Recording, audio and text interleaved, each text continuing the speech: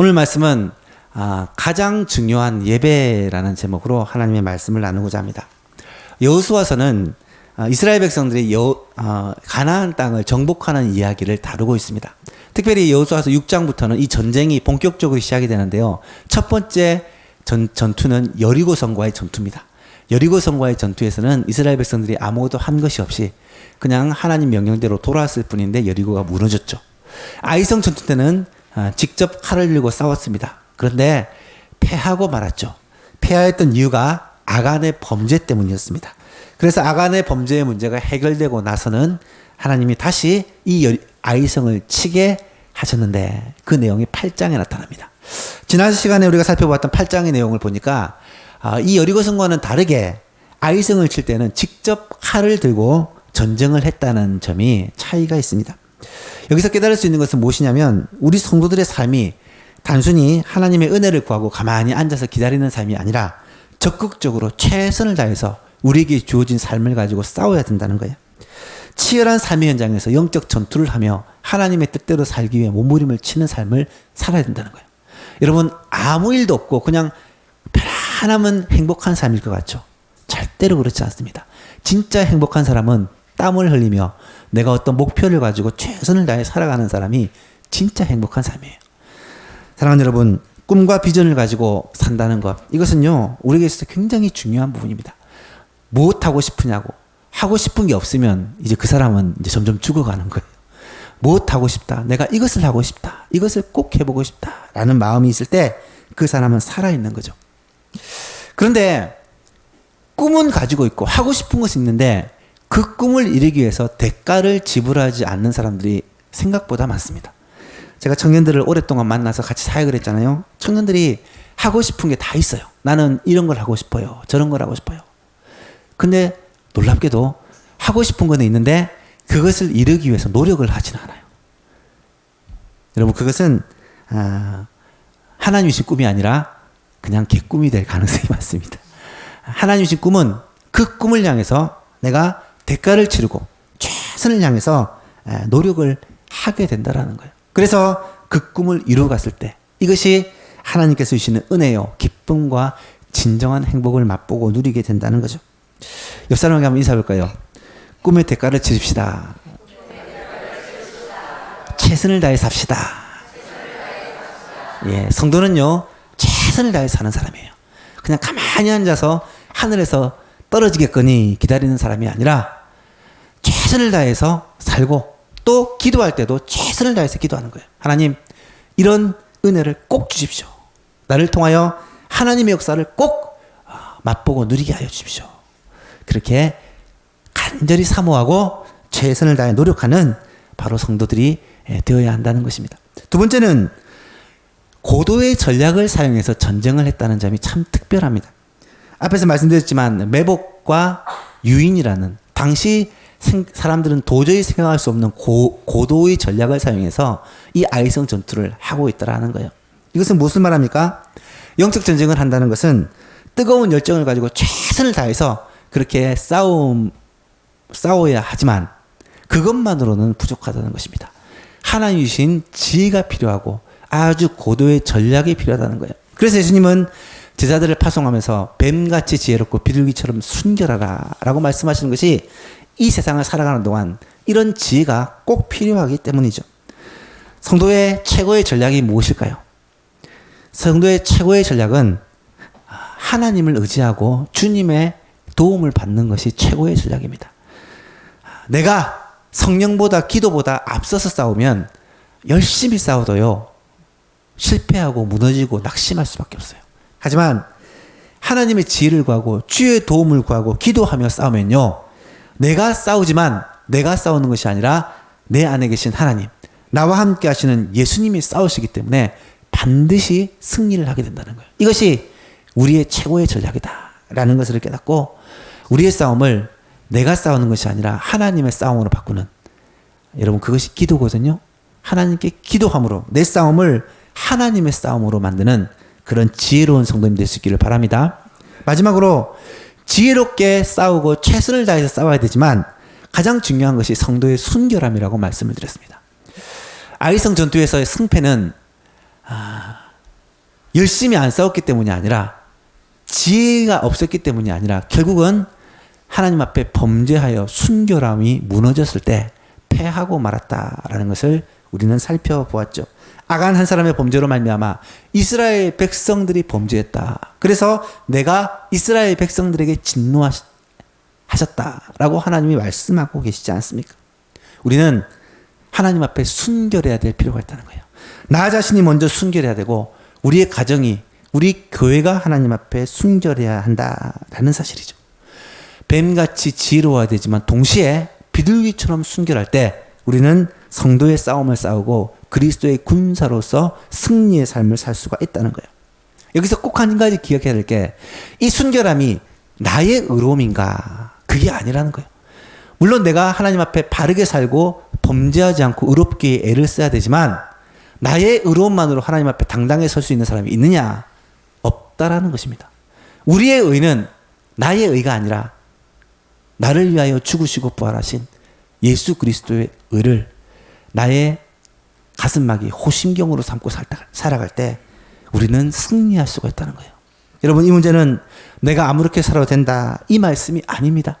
날마다 나를 위해 죽으시고 나를 위해 다시 사신 예수 그리스도, 그분을 나의 의로움으로 삼고 그분을 나의 가슴막이로 삼고 나의 방패로 삼고 살아갈 때 우리는 영적 전쟁에서 어떤 상황과 환경 속에서도 의롭게 설 수가 있다라는 거예요. 사단은요 정말 교묘합니다. 얼마나 우리를 정죄하고 우리를 무너뜨리려고 하는지 모릅니다. 너는 왜 그래? 너희 교회는 왜 그래? 너가 하는 것은 왜 이래? 끊임없이 우리를 정죄할 때 나는 부족합니다. 나는 연약합니다. 하지만 나를 위해 죽으시고 부활하신, 나를 사랑하사 나를 위해 자기 자신을 주신 그 주님의 사랑은 변함없습니다. 이 보혈로 우리가 무장할 때 어느 순간 어느 상황에서도 우리는 담대하게 설 수 있다라는 사실이죠. 예수님 안에서 완전한 의로움을 가지고 당당하게 서서 승리하는 저와 여러분 될 수 있기를 간절히 바랍니다. 이제 오늘 본문에 오면 이 아이성 전투를 승리로 마치고 나서 그 다음에 이스라엘 백성들이 무엇을 했느냐를 기록하고 있습니다.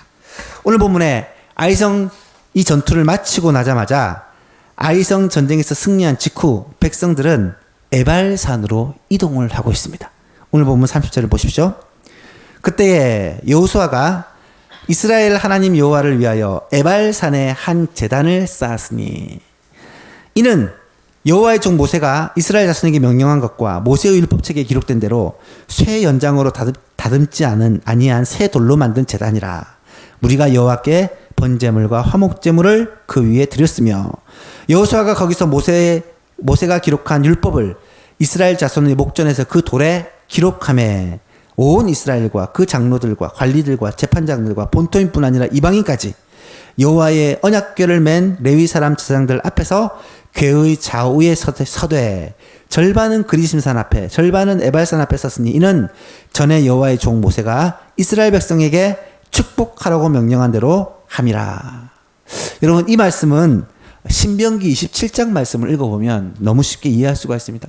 신명기 27장은 모세가 얼마 전에 이 전쟁이 있기 얼마 전입니다. 모압 평지에서 마지막으로 백성들에게 설교한 내용입니다. 그 설교의 하이라이트 부분에서 모세는 이스라엘 백성들에게 이렇게 말씀을 합니다. 장차 요단을 건너서 하나님이 주시기로 약속한 그 가나안 땅에 들어가게 될 것인데, 그때 온 백성과 더불어 에발산으로 가서 거기에서 큰 돌을 세우고 하나님의 율법의 말씀을 그 돌에 기록하라 라고 명령을 했어요. 뿐만 아니라 다듬지 않는 돌로 제단을 쌓고 거기에서 번제와 화목제물을 하나님께 드리라 라고 명령을 했습니다. 또 백성의 반은 에발산 앞에 세우고 반은 그리심산 앞에 세워서 그리심산 앞에서는 축복의 말씀을 전파하게 하고 에발산 앞에서는 저주의 말씀을 낭독하게 했다라는 거예요. 이 말씀을 듣고 온 백성들이 아멘 화답하도록 그렇게 명령하고 있습니다.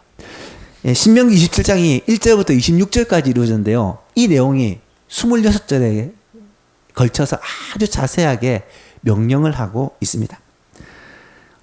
여러분, 얼마 전에 모세가 이스라엘 백성들에게 가나안 땅에 들어가거든 에발산 앞에 가서, 에발산에 가서 꼭 이런 일을 행하라 라고 명령을 한 것을 이스라엘과 모든 백성들은 다 들어서 알고 있어요. 그런데 그 일을 여리고성과 아이성을 정복한 즉시 그 말씀대로 순종하고 행하고 있더라는 거예요. 여기서 한번 생각해 봐야 될 일이 있습니다. 과연 모세가 명령했던 하나님의 말씀을 잘 알고 있지만 이것을 언제, 어떤 타이밍에서, 어떤 상황에서 행하느냐는 선택해야 될 문제인데, 이 이스라엘 백성들이 에발산에 가서 이 말씀대로 순종하는 게 쉬운 일이었을까? 묵상을 해보면 결코 쉬운 일이 아니었다라는 사실을 알게 됩니다. 여러분, 이스라엘 백성들의 베이스 캠프가 있는 곳이 어디입니까? 요단을 건너서 바로 길갈이라는 곳에 베이스 캠프를 세우고 여리고 성도, 아이 성도 싸울 때 군사를 보내어서 그렇게 싸웠죠. 이 길갈에 지금 백성들이 진을 치고 있습니다. 이 길갈로부터 세겜, 에발산과 그리심산이 있는 그 지명이 세겜이라는 곳입니다. 그 세겜까지 거리가 얼마냐? 약 32km 정도라고 합니다. 32km면 어느 정도 거리냐? 제가 조사를 해보니까 염창동에서 서울 동쪽 끝이에요. 하남시나 남양주시까지가 32km 정도가 되더라고요. 도로로 차를 타고 갔을 때. 그 정도 거리, 걸어서 가기에는 하루 종일 걸어도 힘든 그런 먼 거리예요. 그런데 그 거리를 200만 명이 되는 모든 이스라엘 백성들이 남자와 여자와 노인과 어린아이 뿐만 아니라 외국인들까지 다 데리고, 사람은 전부 다 데리고 그곳까지 간 거예요. 그곳에 가서 무엇을 했느냐? 오늘 본문의 명한대로 행했다라는 사실입니다. 여러분, 그 거리를 모든 백성들이 다 간 것도 대단하지만 더 중요한 것은 지금 상황이 전쟁 상황이라는 거예요. 여리고성을 점령했고 아이성을 점령했습니다. 그런데 이제 전쟁이 막 시작한 거예요. 가나안 땅에는 적어도 수십 개의 도시가 있고 수십 개의 나라들이 있는데 그 도시들을 하나하나 다 전쟁을 통해 싸워야 되는 상황인데, 이 전쟁의 시작, 출발점에 있는데 전쟁을 멈추고 지금 온 백성들이 세겜에 가서 하나님께 제사를 드리고 그곳에서 율법을 낭독하는 일을 하고 있다라는 사실입니다. 이 말은 무엇을 의미하겠습니까? 이스라엘 백성들이 세겜에 가서 하나님에게 제사를 드리고 하나님의 율법을 낭독하는 이 일을 얼마나 중요하게 여기고 있었느냐. 이것이 이스라엘 백성들에게서는 얼마나 소중한 일인가, 중요한 일인가라는 사실을 우리는 알 수 있다는 거예요. 제가 여러분 소개를 드렸지만 늘 급한 일에 쫓기는 삶이라는 책이 있어요. 여러분, 그 책은 제가 읽지 말랬죠? 그 책은 1분 만에 요약이 가능해요. 우리에게는 중요한 일이 있고 급한 일이 있어요. 눈에 보이는 급한 일이 더 바쁘게 보여요. 그래서 항상 이걸 먼저 합니다. 그런데 급한 일을 계속 하다 보면 뭘 놓쳐요? 중요한 일을 놓치고 만다는 거예요. 너무 단순한 얘기지만 너무 저지르기 쉬운 실수라는 것을 깨닫게 됩니다. 늘 급한 일, 당장 해야 되는 일, 당장 눈앞에 보이는 일을 하다 보면 진짜 중요하고 안 하면 안 되는 일을 놓치는 경우가 너무나도 많더라는 거예요. 지금 상황이 딱 그래요. 이스라엘 백성들에게서는 전쟁 상황입니다. 전쟁을 해야 돼요. 그런데 그 모든 전쟁을 지금 딱 멈추고 언제 적이 이스라엘을 쳐들어올지 모르는 상황 가운데서 이스라엘은 하나님께 예배를 드리고 하나님께 율법을 낭독하는 일을 하기 위해 온 백성이 지금 시간을 내어 다 세겜까지 이동을 해서 그곳에서 하나님의 말씀대로 순종하고 있다는 사실입니다. 왜 그랬을까? 이 일이 그만큼 중요한 일이었기 때문입니다. 이것은 이스라엘 백성들의 정체성에 관련된 문제였기 때문입니다. 정체성이란 말은 이스라엘 백성들이 어떤 민족이고 또 지금 이 싸움이 무엇 때문에 싸우고 있는지에 대한 굉장히 중요한 문제이기 때문에 이 일을 다른 어떤 것보다 우선해서 하고 있다는 거예요. 이 시간 여러분에게 정말로 묻고 싶습니다. 여러분에게 있어서 가장 중요한 일은 어떤 일입니까? 여러분에게 있어서 가장 우선순위, 이것은 절대로 안 하면 안 되는 가장 중요한 일은 과연 어떤 일인가요? 여러분의 정체성과 관련된 일, 여러분이 이 땅에 존재하는 이유, 여러분이 열심히 땀을 흘려 살아가야 되는 이유, 이렇게 바쁜 삶 가운데서도 여러분이 꼭 붙들어야 되는 여러분의 정체성과 관련된 가장 소중한 일이 과연 무엇이냐 하는 것입니다. 그것을 알기 위해서 오늘 이스라엘 백성들이 왜 에발산에 갔는지 그 이유를 꼭 아셔야 됩니다. 이스라엘 백성들이 에발산에 간 이유는 바로 언약을 갱신하기 위해서예요. 언약의 갱신 때문입니다. 여러분, 이 표현은 좀 기억을 해 놓으시기 바랍니다. 이스라엘 백성들이 지금 에발산에 간 이유는 언약을 갱신하기 위해서. 하나님과 이스라엘 백성 사이에 언약을 맺는 장면이 출애굽기 19장에 나타나요. 시내산에서인데요. 처음으로 하나님과 백성 사이에 언약을 맺습니다. 언약이라는 말은 말씀의 약속이란 말인데 상호간의 계약을 맺는 거예요. 어떤 계약을 맺었냐면 하나님은 이스라엘 백성들의 하나님이 될 것이고 이스라엘 백성들은 하나님의 백성이 될 것이다라는 이 백성과 하나님 사이에 언약을 맺습니다. 이것이 출애굽기 19장부터 24장 사이에 굉장히 자세하게 나타나고 있습니다. 여러분, 그렇게 하나님과 언약을 맺어서 출발한 이스라엘 백성이지만 광야에서 40년을 지나면서 그때 언약을 맺은 이스라엘 백성들은 다 광야에서 죽었어요. 그리고 지금 가나안 땅에 들어온 사람들은 출애굽 2세대, 그때 언약을 맺은 사람은 다 광야에서 죽고 광야에서 태어난 세대들이 지금 가나안 땅에 들어가고 있다는 거예요. 이 사람들은 하나님과의 언약을 맺은 사람들이 아닙니다. 그래서 하나님은 이 백성들과 다시 한번 새로운 언약을 갱신하는 일을 하고 계시다라는 사실입니다. 언약을 갱신한다는 것은 무엇을 말하겠습니까? 이스라엘 백성들이 하나님의 백성이라는 것과 하나님이 이스라엘 백성들의 하나님이라는 것. 그래야 이 전쟁이 하나님의 전쟁이 되어지고 하나님께서 이스라엘 백성들을 도와주시기 때문이죠. 이스라엘 백성들이 에발산에 가서 한 구체적인 행동이 무엇이었습니까? 4가지를 행합니다. 첫 번째로 한 행동은 한 단을 쌓습니다. 한 단을 쌓았어요. 다듬지 않는 돌을 가지고 단을 쌓습니다. 이 단은 무엇을 말하느냐? 예배를 말합니다. 하나님께 예배를 드렸다는 말이에요. 두 번째는 그 단 위에 화목제와 번제를 드렸어요. 번제와 화목제를 드렸다는 거예요. 번제와 화목제는 무엇을 말합니까? 예배의 구체적인 내용은 헌신과 관계 회복이라는 거예요. 하나님과 이스라엘 백성들과의 이 언약의 예배를 드리기 위해서 이스라엘 백성들은 하나님 앞에 헌신하기로 다짐하고 또 하나님과 이스라엘 백성 사이에 이 관계, 무너졌던 관계가 회복되는 화목의 관계를 회복하는 것이 구체적인 예배의 내용이었다는 거예요. 이스라엘 백성들이 하나님 앞에 헌신을 다짐하고 하나님은 이스라엘 백성들을 자기 백성으로 삼아주는 이런 관계 회복이 예배를 통해 이루어졌다는 것입니다. 세 번째는 모세가 기록한 율법을 여호수아가 이 돌에다가 다 기록을 했어요. 돌을 세우고 거기에다 회치를 하라고 명령하고요. 거기다가 말씀을 기록하라고 명령합니다. 여러분, 돌에다 말씀을 기록했다라는 것은 무슨 의미일까요?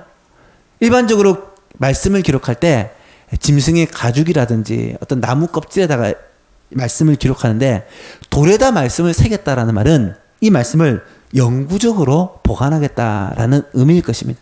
이 에발산에서 모세가 하나님께 모세를 통해 받은 그 율법의 내용을 다 기록을 합니다. 아마 시간이 상당히 걸렸을 거예요.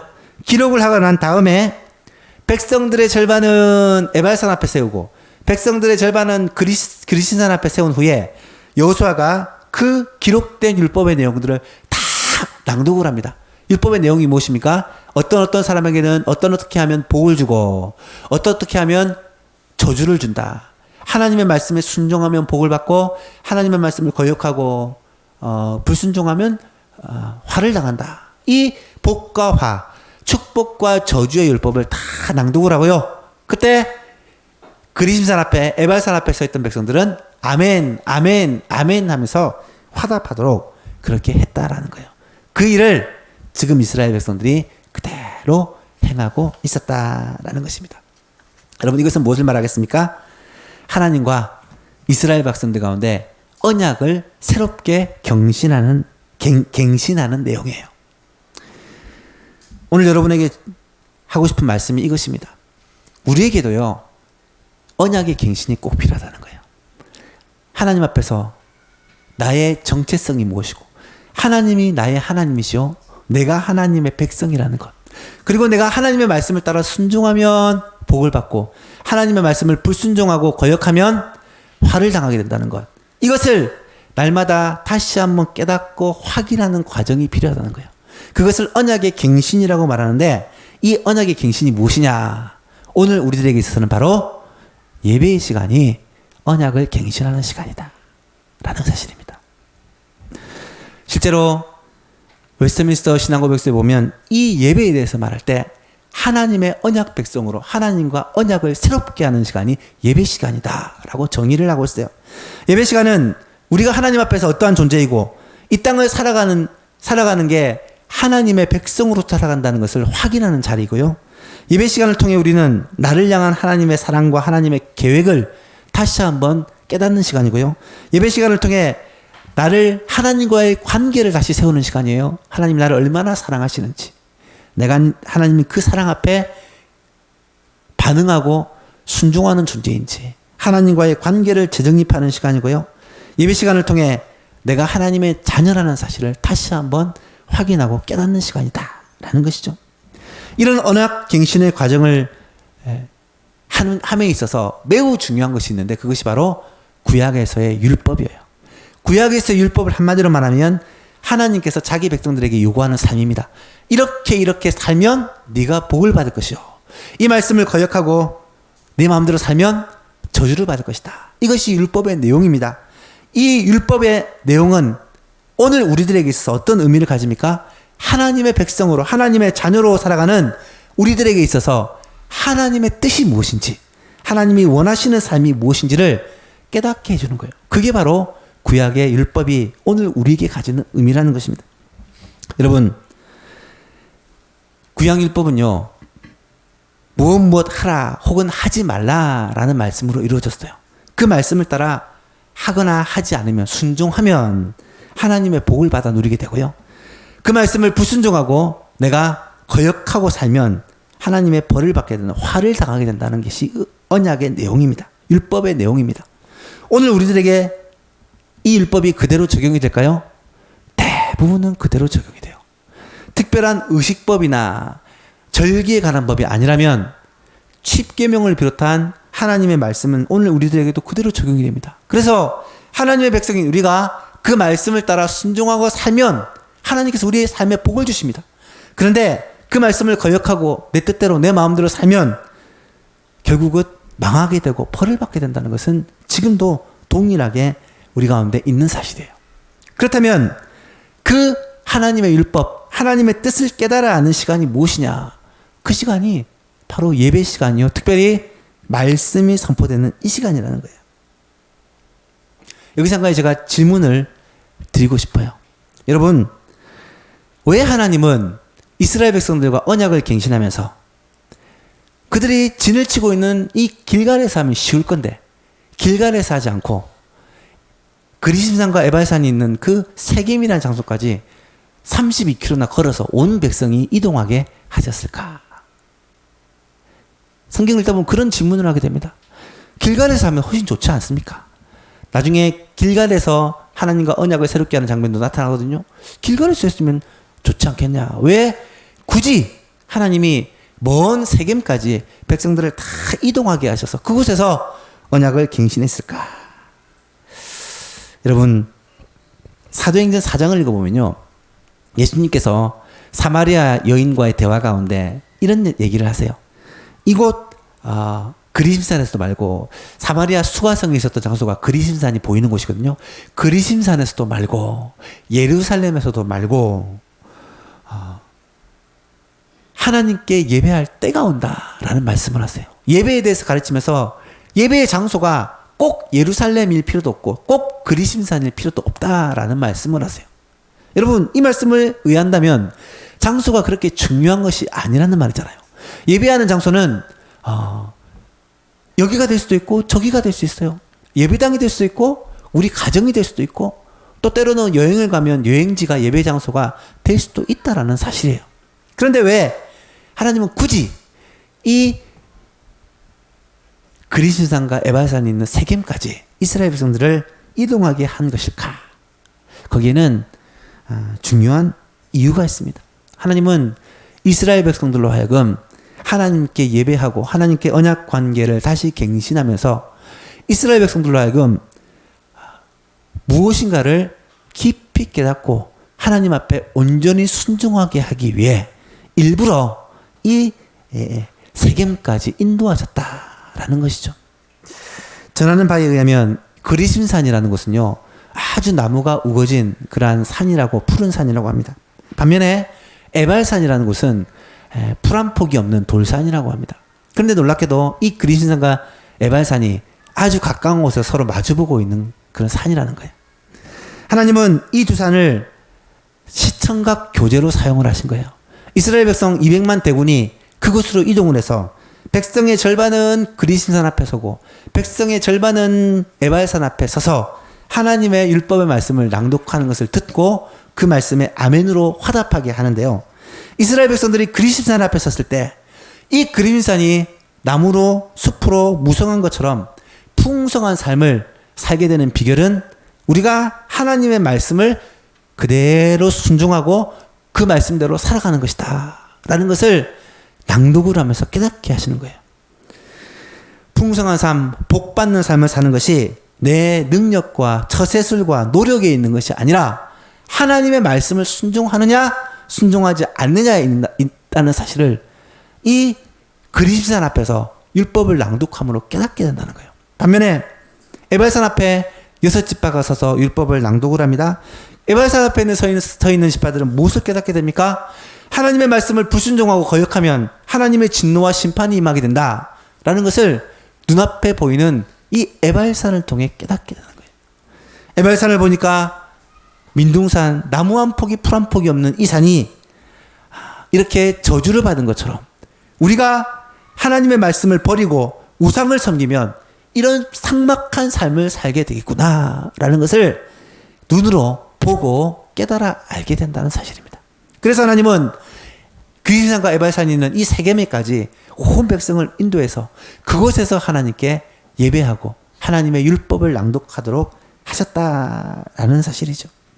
사랑하는 성도 여러분, 우리가 하나님 앞에 나와 하나님 앞에 예배를 드릴 때 가정에서도 드릴 수 있어요. 개인적으로도 예배할 수 있습니다. 하지만 왜 성도가 함께 모여 이렇게 예배당에서 하나님을 예배해야 되는지, 그 이유는, 가장 중요한 이유는 바로 하나님의 말씀이 선포되고 낭독되어지는 말씀이 있는 자리이기 때문에 그렇다라는 사실입니다. 우리가 함께 모여서 하나님의 말씀을 나누고 이 말씀을 설교하고 전하는 이 시간이야말로 사실은 백성들이 하나님의 말씀을 통해 자기 자신을 돌아보고 살피는 가장 귀하고 복된 시간이기 때문에 하나님은 이스라엘 백성들에게 이 일을 명하셨다라는 사실이죠. 사랑하는 여러분, 우리는 하나님의 백성입니다. 하나님의 백성은요, 떡으로만 사는 것이 아니요 하나님의 입에서 나오는 모든 말씀으로 살아가는 자들입니다. 우리는 먹을 거 있고 입을 거 있고 이 세상에서 필요한 것 있으면 풍성하게 살 수 있는 사람이 아니에요. 하나님의 말씀과 하나님의 은혜가 없으면 살아갈 수 없는 자들이 바로 우리 하나님의 백성들입니다. 그렇다면 우리는 하나님께 예배하는 자리, 특별히 하나님의 말씀이 있는 자리, 하나님과 언약을 갱신하는 이 자리를 사모하며 예배의 자리를 지키기 위해 몸부림을 쳐야 한다는 사실을 꼭 깨닫게 될 수 있기를 바랍니다. 신앙생활을 하다 보면 예배에 대해서 자꾸 마음이 해이해질 때가 있어요. 맨날 예배인데, 주일마다 예배 드리는데, 오전에도 드리고 오후에도 드리는데, 수요일도 있고 금요일도 있는데 맨날 가야 될 필요가 있을까? 여러분, 그렇지 않습니다. 예배처럼 소중한 게 없어요. 하나님의 백성이 하나님의 말씀 앞에 서는 것, 하나님과의 언약을 새롭게 갱신하는 것, 하나님 말씀대로 살겠다고 결단하는 것, 그 말씀대로 순종함으로 우리의 삶에 하나님의 복이 임하고 하나님의 은혜가 임하는 것, 이거는 우리 성도들에게 있어서 가장 중요한 것이요 가장 우선적인 것이다 라는 사실입니다. 이스라엘 백성들이 그 전쟁 상황 가운데 세겜까지 가서 이 일을 행했던 이유는 이 예배가 그들에게 있어서 가장 소중하고 중요한 일이었기 때문에 그렇게 했다는 거예요. 오늘 우리도 예배를 정말 소중히 여길 수 있기를 주님의 이름으로 축복합니다. 가능하면 교회가 함께 보여드리는 이 예배에 빠지지 않도록 힘쓰는 여러분 될 수 있기를 바랍니다. 혹시 빛이 모자랄 사정으로 함께하지 못한다면 여러분 가까운 교회에서라도, 외국에 나가서 여행을 하고 있다면 가까운 교회에서라도 예배 자리를 지킬 수 있는 저와 여러분 될 수 있기를 바랍니다. 오늘도 예배 때마다, 하나님의 말씀이 선포될 때마다, 강단에서 목사님이 하나님의 말씀을 전할 때마다 그리심산과 에발산이 우리의 마음속에 있어서 하나님의 말씀을 내가 순종하면 하나님의 은혜와 복이 임하고, 그 말씀을 거역하고 내 마음대로 살면 하나님의 심판과 저주가 임한다는 사실을 기억하고 말씀을 그대로 받아서 그 마음을 그 말씀대로 순종하고자 몸부림 발버둥이 있기를 주님의 이름으로 축복합니다. 말씀을 맺습니다. 사랑하는 예수만교회 성도 여러분, 우리에게 있어서 가장 중요한 일이 무엇입니까? 정말 가장 중요하고 우선적인 일, 다른 것은 양보해도 절대로 양보할 수 없는 일이 무엇일까요? 저는 예배야말로 우리 성도에게 있어서 가장 중요한 일이 아닐까 생각합니다. 왜냐하면 이 예배는 하나님과 나와의 이 정체성을 확인하는 시간이요, 하나님 앞에서 우리의 언약 백성으로서 언약을 갱신하는 시간이기 때문입니다. 왜 예배 시간이 중요합니까? 첫 번째는 예배는 하나님과 나와의 관계를 세우는 시간이기 때문입니다. 내가 하나님의 자녀라는 언약 관계를 확인하는 시간이요, 우리가 하나님의 자녀로서 이 땅을 살아가야 되겠다는 그런 마음의 선한 결심을 하는 시간이에요. 여러분, 우리가 하나님의 자녀가 아니라면 하나님이 우리와 함께 하시고 은혜를 베풀어 줄 이유가 없습니다. 두 번째는 예배는 하나님의 말씀이 선포되고 우리는 그 말씀대로 순종하겠다는 결단을 표하는 시간이기 때문에 소중합니다. 항상 그리심산과 에발산을 마음속에 기억하십시오. 하나님의 말씀을 순종하면 거기에는 하나님의 은혜와 복이 있고, 하나님의 말씀을 거역하면 메마른 민둥산 광야의 삶이 있을 뿐입니다. 이 원리는 주님이 오실 때까지 변함이 없다라는 사실이죠. 우리 예수만교회 성도 여러분들은 모두가 예배를 가장 소중히 여길 수 있기를 주님의 이름으로 축복합니다. 예배를 목숨처럼 귀하게 여기고 예배에 빠지는 것을 가장 큰 일로 여길 수 있는 저와 여러분 되었으면 좋겠고요. 바라기는 여러분들만 예배에 열심 내지 마시고 여러분의 자녀들도 이 예배에 함께 하기 위해 힘쓰는 저와 여러분 되었으면 좋겠어요. 집사람과 늘 얘기하는 것이지만 어릴 때부터, 초등학생 때부터 이렇게 예배 훈련을 시키는 게 얼마나 소중한지. 이 자리에 지금 초등학생이 한 명 앉아 있네요. 정말 귀한 영혼입니다. 어릴 때부터 예배 훈련을 잘 시키면요, 그 아이가 커서 정말 얼마나 하나님께 귀하게 쓰임받는 사람이 될까요? 한번 따라해 봅시다. 예배에 성공하면 신앙에 성공합니다. 예배에 성공하면 삶에 성공합니다. 이런 귀한 은혜가 우리 모든 성도님들에게 있게 되기를 주님의 이름으로 축복합니다.